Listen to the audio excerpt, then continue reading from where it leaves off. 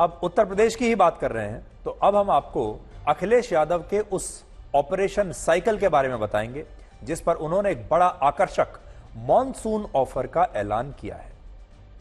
अखिलेश यादव ने एक्स पर लिखा है, मॉनसून ऑफर 100 लाओ सरकार बनाओ। और सुबह से जब से उन्होंने ये सोशल मीडिया पर पोस्ट किया है तब से तमाम लोग इसे डिकोड करने की कोशिश कर रहे हैं कि अखिलेश यादव ने आखिर ये क्यों लिखा, ये मॉनसून ऑफर क्या है कि 100 लाओ और सरकार बनाओ, इसका मतलब क्या है, वो क्या कहने की कोशिश कर रहे हैं और ये ऑफर किसके लिए है। अखिलेश यादव ने यह मॉनसून ऑफर ऐसे समय में निकाला है जब उत्तर प्रदेश बीजेपी में अंदरूनी लड़ाई चल रही है, बीजेपी उत्तर प्रदेश में संघर्ष कर रही है और ऐसी खबरें हैं कि मुख्यमंत्री योगी आदित्यनाथ और उप मुख्यमंत्री केशव प्रसाद मौर्य के बीच मतभेद हो गए हैं और हो सकता है कि इस अंदरूनी लड़ाई का फायदा उठाकर अखिलेश यादव केशव प्रसाद मौर्य से कुछ कहना चाहते हो। शायद ये कहना चाहते हो कि अगर वो 100 विधायक ले आए तो वो सरकार बनाने के लिए अपना समर्थन दे देंगे। यानी कहीं वो केशव प्रसाद मौर्य को तो नहीं कह रहे कि आप 100 विधायक ले आओ और अपनी सरकार बना लो। उत्तर प्रदेश में विधानसभा की कुल 403 सीटें हैं, जिनमें से 251 सीटें बीजेपी के पास हैं, 105 सीटें समाजवादी पार्टी के पास हैं और सिर्फ 2 सीट कांग्रेस के पास है। अगर बीजेपी का कोई भी नेता या फिर मान लीजिए काल्पनिक, अगर हम एक प्रश्न उठाएं तो मान लीजिए काल्पनिक रूप से ही केशव प्रसाद मौर्य सरकार के खिलाफ जाकर बीजेपी के 100 विधायक तोड़ लेते हैं तो उत्तर प्रदेश में अखिलेश यादव नई सरकार बनाने की स्थिति में आ जाएंगे।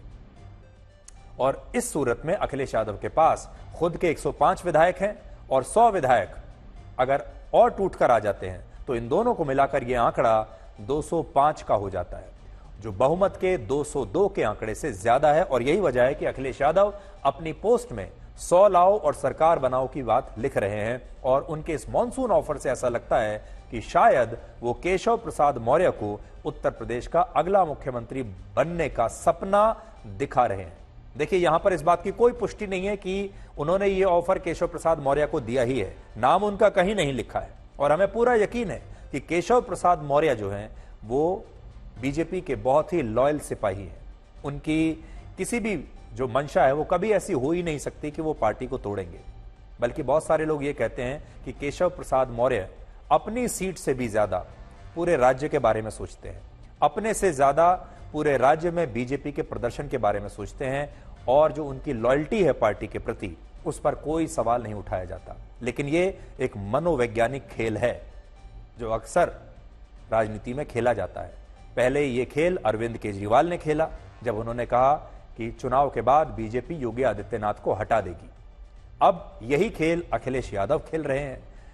अरविंद केजरीवाल ने योगी आदित्यनाथ के दिमाग के साथ खेला और अखिलेश यादव केशव प्रसाद मौर्य के दिमाग के साथ खेल रहे हैं और उन्हें यह बताने की कोशिश कर रहे हैं कि 100 विधायक ले आइए और अगला मुख्यमंत्री आप बन सकते हैं। हालांकि यह सब उड़ान है, काल्पनिक है। इससे पहले जब बीजेपी अलग अलग राज्यों में अपनी सरकार बनाने के लिए विरोधी पार्टियों के नेताओं को और विधायकों को तोड़ा करती थी, आप याद कीजिए, यह भी समय का एक चक्र है। इससे पहले बीजेपी यह काम किया करती थी, दूसरों को ऑफर देती थी, तोड़ लेती थी, अपनी सरकार बना लेती थी और इस ऑपरेशन को तब ऑपरेशन लोटस कहा जाता था। लेकिन इस मामले में ऐसा लगता है कि अखिलेश यादव ने ऑपरेशन लोटस को रिवर्स कर दिया है और अब इसकी जगह वो ऑपरेशन साइकिल लेकर आए हैं। तो ऑपरेशन लोटस के बाद अब ऑपरेशन साइकिल है। अखिलेश यादव का आत्मविश्वास इसलिए बढ़ा हुआ है, वो ऐसा सोच भी कैसे सकते हैं कि 100 लोग टूटकर आ जाएंगे। उनका इतना आत्मविश्वास कहां से आ रहा है, तो यह भी समझ लीजिए। वो इसलिए क्योंकि अब लोकसभा में उत्तर प्रदेश की सबसे बड़ी पार्टी समाजवादी पार्टी है, बीजेपी से भी बड़ी पार्टी है और पूरे देश में तीसरे नंबर की सबसे बड़ी पार्टी है। बीजेपी और कांग्रेस के बाद तीसरे नंबर पर सबसे बड़ी पार्टी समाजवादी पार्टी है। सबसे बड़ी बात यह कि इस बार उत्तर प्रदेश में लोकसभा चुनाव के जो नतीजे आए हैं, अगर उन नतीजों को हम विधानसभा में परिवर्तित करें तो उसके हिसाब से अखिलेश यादव और राहुल गांधी दोनों मिलकर उत्तर प्रदेश में आज ही अपनी सरकार बना सकते हैं। अगर आज चुनाव हो जाए तो लोकसभा चुनाव में समाजवादी पार्टी को सबसे ज्यादा 187 विधानसभा सीटों पर जीत मिली, जबकि कांग्रेस पार्टी को 30 सीटों पर जीत मिली और यह आंकड़ा 217 हो जाता है अगर दोनों को मिला दें, 217। उत्तर प्रदेश में बहुमत का आंकड़ा है 202 और इन दोनों के पास अगर आज चुनाव हो या लोकसभा चुनावों को हम कन्वर्ट करें तो आज इनके पास 217 सीटें हैं। आज अगर चुनाव हो जाएं तो उत्तर प्रदेश में इस हिसाब से अखिलेश यादव और राहुल गांधी की सरकार आसानी से बन सकती है, जबकि एनडीए को इस बार 181 विधानसभा सीटों पर बढ़त मिली, जिनमें बीजेपी को अपने दम पर 166 सीटों पर बढ़त मिली और इस तरह बीजेपी लोकसभा के चुनाव में इंडिया गठबंधन से पिछड़ गई और इस बार के चुनाव के हिसाब से उसके पास बहुमत इस समय नहीं है। असल में अब उत्तर प्रदेश में एक और डबल इंजन आ गया है। देखिए, जो डबल इंजन की शुरुआत हुई थी राजनीति में वो उत्तर प्रदेश से ही हुई थी। पहला जो डबल इंजन था वो था मोदी और योगी का डबल इंजन, जिसमें प्रधानमंत्री मोदी और योगी आदित्यनाथ थे। अब दूसरे डबल इंजन की बारी आ गई है। अब उत्तर प्रदेश में 2 डबल इंजन है। पहले था योगी और मोदी और अब दूसरा डबल इंजन आया है अखिलेश यादव और राहुल गांधी का, और 2 लड़कों की यह जोड़ी उत्तर प्रदेश की राजनीति के लिए एक नया डबल इंजन अभी बन गई है।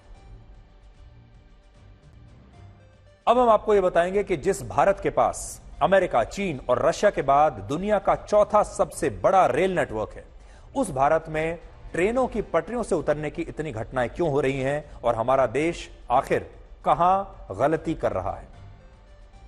और वह बात आज हम इसलिए ये बात कह रहे हैं क्योंकि आज उत्तर प्रदेश के गोंडा में एक एक्सप्रेस ट्रेन की 8 बोगियां अचानक डिरेल हो गई, पटरी से उतर गई, जिनमें 2 यात्रियों की मौत हुई है और 25 यात्री घायल हुए हैं। पूरे दिन आज इस दुर्घटना की चर्चा हो रही है। चश्मदीदों का कहना है कि उन्होंने दुर्घटना से पहले तेज धमाके की आवाज सुनी थी, लेकिन यह धमाका किस चीज का था यह अब तक स्पष्ट नहीं हुआ है और ना ही रेलवे ने इस घटना के कारणों की अब तक कोई जानकारी दी है। कोई भी ट्रेन जब पटरी से उतरती है तो उसके मुख्य रूप से 2 बड़े कारण होते हैं। पहला कारण है मैकेनिकल फॉल्ट, जिसमें रेलवे ट्रैक पर लगे उपकरण खराब हो जाते हैं और इसके कारण ट्रेन की बोगियां पटरी से उतर जाती है। दूसरा कारण होता है रेलवे ट्रैक की खराब स्थिति। अगर पटरियों में दरार है या ट्रेन के डिब्बों को बांध कर रखने वाला कपलर ढीला हो जाए तब भी इस स्थिति में ट्रेन डिरेल हो जाती हैं और इस घटना में भी हो सकता है कि इन्हीं में से कोई एक कारण रहा हो। तीसरा कारण कोई षड्यंत्र भी हो सकता है, लेकिन अभी हमारे पास उसकी पुष्टि नहीं है। भारत में प्रतिदिन लगभग 2.5 करोड़ लोग रेल में सफर करते हैं और इसीलिए जब कोई रेल इतनी बड़ी दुर्घटना का शिकार होती है तो इन 2.5 करोड़ लोगों का विश्वास डिरेल हो जाता है। रेलवे की जो सुरक्षा की नीति है, जब हम भारतीय रेल में कहीं जाते हैं हम सुरक्षित पहुंच जाएंगे, ये जो विश्वास है यात्रियों का वो डगमगाने लगता है। भारत में वर्ष 2018 से 2023 के बीच कुल 219 रेल दुर्घटनाएं हुई हैं, जिनमें 71 लोग मारे गए हैं और भारत में आज भी हर साल औसतन 71 रेल दुर्घटनाएं होती हैं और इनमें भी ज्यादातर दुर्घटनाएं इसलिए होती हैं क्योंकि हमारी ट्रेन पटरियों से अक्सर उतर जाती है और हमारे देश की ट्रेनें तब डिरेल हो रही हैं जब हमारी ट्रेनों की स्पीड बाकी देशों की पैसेंजर ट्रेन की स्पीड से काफी कम है। भारत में एक्सप्रेस ट्रेन 51 किलोमीटर प्रति घंटा और साधारण पैसेंजर ट्रेन सिर्फ 37.7 किलोमीटर प्रति घंटा की औसत रफ्तार से चलती है और ट्रेन की स्पीड हमारे एक्सप्रेसवेज की स्पीड लिमिट से भी आधी है। यानी एक्सप्रेसवे पर, सड़क पर, एक्सप्रेसवे पर आपकी गाड़ी शायद तेजी से चलेगी लेकिन ट्रेन उससे कम स्पीड से चलती है। इस सब के बावजूद जो ट्रेन पहले से ही कछुए की रफ्तार से चल रही हैं, उन्हीं ट्रेन के डिरेल होने से बार बार ऐसे हादसे हो रहे हैं। जबकि जिस चीन में पैसेंजर ट्रेन की स्पीड 120 किलोमीटर प्रति घंटा से ज्यादा है, लेकिन इसके बावजूद चीन में ट्रेन के पटरियों से उतरने की उतनी घटनाएं नहीं होती जितनी यहां हो रही हैं। वर्ष 2017 से 2021 के बीच भारत में 1129 रेल दुर्घटनाओं में ट्रेन पटरियों से उतरी और इन दुर्घटनाओं के कुल 4 बड़े कारण रहे। 422 रेल दुर्घटनाएं इंजीनियरिंग डिपार्टमेंट की गलती से हुई, 171 दुर्घटनाएं खराब रेलवे ट्रैक्स की वजह से हुई, 182 दुर्घटनाएं मैकेनिकल फॉल्ट के कारण हुई और 154 दुर्घटनाएं लोको पायलट की अपनी गलती के कारण हुई। भारत में 99,000 किलोमीटर में से 54,000 किलोमीटर का रेलवे ट्रैक आज भी अंग्रेजों के जमाने का है और इसका इस्तेमाल भारत आज भी कर रहा है। हालांकि मौजूदा सरकार में पुराने ट्रैक्स को बदलने पर खर्चा बहुत बढ़ा है। 2004 से 2013 के बीच जब यूपीए की सरकार थी, तब उस सरकार ने पुराने रेल ट्रैक्स के रिन्यूअल पर 47,000 करोड़ रुपए खर्च किए, जबकि मोदी सरकार इन पर 1,09,000 करोड़ रुपए खर्च कर चुकी है। इसके अलावा आज भी ज्यादातर ट्रेन में पुरानी टेक्नोलॉजी पर आधारित इंजन और पुराने जमाने की बोगियां इस्तेमाल हो रही हैं। और जिस आईसीएफ कोच का इस्तेमाल फिलीपींस जैसे देशों ने वर्ष 2009 में ही बंद कर दिया था, उन कोचेस का इस्तेमाल भारत में अब भी हो रहा है और इनकी वजह से कई बार ट्रेन पटरियों से उतर जाती है। दुख की बात यह है कि इस पूरे चक्रव्यूह में आम आदमी इस तरह फंस जाता है कि उसके लिए सांस लेना तक मुश्किल होता है। अब हम आपको यह बताएंगे कि अमेरिका में पूर्व राष्ट्रपति डोनाल्ड ट्रंप पर हुए जानलेवा हमले के बाद अब भारत में प्रधानमंत्री मोदी की सुरक्षा को लेकर चिंता क्यों जताई जा रही है और उनकी सुरक्षा को लेकर सवाल क्यों उठ रहे हैं। आज बीजेपी ने आरोप लगाया है कि कांग्रेस और उसकी सहयोगी पार्टियां प्रधानमंत्री मोदी के खिलाफ हिंसा, हत्या और मौत जैसे शब्दों का बार बार इस्तेमाल कर रही हैं, जो सुरक्षा के लिहाज से प्रधानमंत्री मोदी के लिए काफी चिंताजनक बात है। और बीजेपी का कहना है कि जिस तरह अमेरिका में पूर्व राष्ट्रपति डोनाल्ड ट्रंप पर यह जानलेवा हमला हुआ, उसके बाद से विपक्षी दल प्रधानमंत्री मोदी के खिलाफ बयान देकर भारत में भी प्रधानमंत्री मोदी की सुरक्षा को लेकर लोगों को उकसाने की कोशिश कर रहे हैं। दुखद परंतु चिंताजनक बात यह है कि प्रधानमंत्री श्री नरेंद्र मोदी जी के विरुद्ध इस प्रकार के शब्दों का प्रयोग, और मैं साफ शब्दों में कहूंगा हिंसा के लिए उकसाने वाली भाषा निरंतर प्रयोग की जा रही है। उनकी सुरक्षा के लिए एक बहुत खतरनाक स्थिति का निर्माण किया गया था। मौत और हिंसा जैसे शब्दों का प्रयोग बयानों में नहीं होना चाहिए। बीजेपी ने राहुल गांधी के उस बयान पर भी ऐतराज जताया है जिसमें उन्होंने कहा था कि अब देश के लोग प्रधानमंत्री से डरते नहीं हैं। और यह बात उन्होंने वाराणसी की उस घटना पर कही थी जिसमें प्रधानमंत्री मोदी के काफिले पर किसी ने एक चप्पल फेंक दी थी। इसकी आलोचना होनी चाहिए और यह आलोचना सबको करनी चाहिए। इस पर सारे नेताओं को, सारे दलों को एक मत होना चाहिए। प्रधानमंत्री मोदी की सुरक्षा में अब तक 3 बड़ी चूक हो चुकी है। इससे पहली बार वर्ष 2013 में पटना की एक चुनावी रैली में बॉम्ब ब्लास्ट हुआ था। दूसरी घटना वर्ष 2022 में हुई जब पंजाब में प्रधानमंत्री मोदी के काफिले को सड़क पर बीच में ही रोक लिया गया था। और तीसरी घटना अभी हाल ही में इस साल वाराणसी में हुई जब प्रधानमंत्री मोदी के काफिले पर किसी ने चप्पल फेंक दी थी। ये 3 बड़ी चूक हुई है। लेकिन आज एक और बहुत बड़ी सुरक्षा की चूक के बारे में और धमकी के बारे में मैं आपको बताना चाहता हूं मेरे अपने व्यक्तिगत अनुभव के आधार पर। आज मैं वर्ष 2014 के एक घटनाक्रम के बारे में बताना चाहता हूं और यह पहली बार मैं आपको यह बात बता रहा हूं जब एक बहुत बड़े अंडरवर्ल्ड डॉन ने नरेंद्र मोदी को जान से मारने की धमकी दी थी। उस समय 12 मई को आखिरी चरण की वोटिंग हुई थी, 12 मई 2014 को। और अप्रैल के आखिरी हफ्ते में जब चुनाव चल रहा था, उस समय मैंने प्रधानमंत्री मोदी का एक इंटरव्यू किया था और वो पूरा घटनाक्रम क्या था अब मैं आपको विस्तार से बताता हूं। अब आपको बताते हैं कि एक जमाने में भारत का सबसे महंगा स्टार्टअप बनने वाला बायजूस, नाम तो आपने सुना ही होगा बायजूस, क्योंकि बायजूस के रोज आप विज्ञापन देखते हैं। क्रिकेट की टीम को भी बायजूस ने स्पॉन्सर किया था और बायजूस अब एक हाउस होल्ड नेम यानी घर घर में जाने वाला नाम बन चुका है। लेकिन बायजूस अब दिवालिया होने की कगार पर है। भारतीय क्रिकेट कंट्रोल बोर्ड यानी बीसीसीआई की याचिका पर नेशनल कंपनी लॉ ट्राइब्यूनल ने बायजूस की मूल company think and learn private limited पर दिवालिया होने की कार्रवाई शुरू करने का आदेश दिया है। बायजूस ने 2019 में बीसीसीआई के साथ 3 साल के लिए उनकी जर्सी को स्पॉन्सर करने की डील साइन की थी, जिसमें उन्हें हर एक मैच के करीब 4.5 करोड़ रुपए देने थे। लेकिन कंपनी पर आए आर्थिक संकट की वजह से वो स्पॉन्सरशिप की यह रकम नहीं दे पाई और बायजूस पर इसी कॉन्ट्रैक्ट के 159 करोड़ रुपए बकाया है जिन्हें वो चुका नहीं पा रहा। एक जमाने में बायजूस भारत का पहला एजुटेक यानी एजुकेशन टेक्नोलॉजी यूनिकॉर्न बन गया था और मार्च 2022 में इस कंपनी का वैल्यूएशन 1,80,000 करोड़ रुपए हो गया था और यह भारत का सबसे महंगा स्टार्टअप बन गया था एजुकेशन टेक्नोलॉजी में।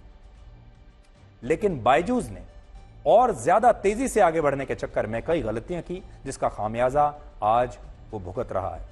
सबसे पहली गलती उसने जो की वो थी हाई एक्विजिशन। बायजूस ने एक के बाद एक कई एजुटेक कंपनियों का एक्विजिशन किया।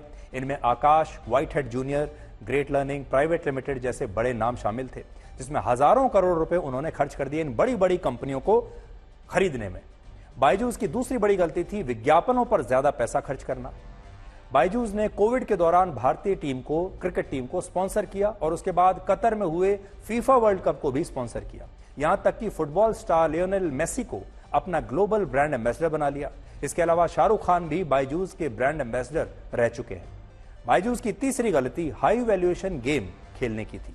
इस कंपनी ने रियल वैल्यू के बजाय आर्टिफिशियल वैल्यू पर ज्यादा ध्यान दिया। वैल्यूएशन जो होती है वो कंपनी की वास्तविक कीमत ना होकर एक आकलन होता है, जो कई बार एक धोखा भी साबित होता है। और जब वैल्यूएशन का बबल फूटा तो इस कंपनी का पतन शुरू हो गया। बायजूस और कू इस बात के उदाहरण हैं कि भारत में स्टार्टअप जितनी तेजी से स्टार्ट हो रहे हैं उतनी तेजी से बंद भी हो रहे हैं। आपने देखा होगा एक सोशल मीडिया प्लेटफॉर्म है कू, जो अभी हाल ही में वो भी बंद हो गया। दुनिया भर की बात करें तो 90% स्टार्टअप बिजनेस शुरुआत के कुछ ही वर्षों में या आगे चलकर फेल हो जाते हैं। इनमें से 10% स्टार्टअप्स पहले साल में ही दम तोड़ देते हैं, जबकि 70% स्टार्टअप्स 2 से 5 वर्षों के अंदर बंद हो जाते हैं। एक और चौंकाने वाला आंकड़ा स्टार्टअप्स के फाउंडर्स यानी संस्थापकों के बारे में है। पहली बार कोई स्टार्टअप शुरू करने वाले फाउंडर्स का सक्सेस रेट मात्र 18% है। ऐसे लोग जो एक बार फेल होकर फिर से कोई स्टार्टअप शुरू करते हैं, उनका सक्सेस रेट भी मात्र 20% है। यानी एक बार फेल होकर दूसरी बार कोशिश करें तो भी स्थिति में कुछ ज्यादा अंतर नहीं आता। भारत में वर्ष 2016 में मात्र 450 स्टार्टअप्स रजिस्टर्ड थे, लेकिन 2024 में रजिस्टर्ड स्टार्टअप्स की संख्या 1,41,000 से ज्यादा हो गई। 2021 में करीब 20,000, 2022 में 26,500 और 2023 में नए रजिस्टर्ड स्टार्टअप्स की संख्या 1 लाख से ज्यादा हो गई। लेकिन स्टार्टअप्स के लिए डराने वाली बात यह है कि 2023 में करीब 35,000 स्टार्टअप्स बंद हुए, 2022 में करीब 18,000 स्टार्टअप्स बंद हो गए। और यह आंकड़ा सोचने पर मजबूर करता है कि नए स्टार्टअप्स तेजी से शुरू जरूर हो रहे हैं, लेकिन पुराने स्टार्टअप्स धीरे धीरे मार्केट से बाहर भी होते जा रहे हैं।